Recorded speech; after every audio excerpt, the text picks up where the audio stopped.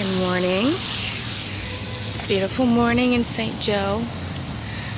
Me and Sebastian walked down to downtown, which is a few blocks away. We've got the Memorial Park right here.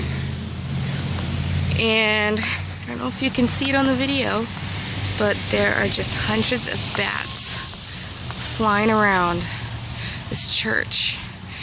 And there's a church across the street from, a synagogue across the street from our house.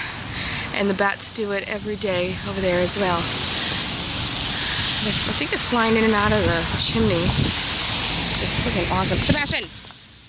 What are you doing? It's just so pretty today. It's nice and cold and rainy, and this is just the kind of weather I've been waiting for. Come on. Sebastian's just absolutely soaked. Hopefully you can see him on the video because there are just absolutely hundreds of them. It's so cool. There we go.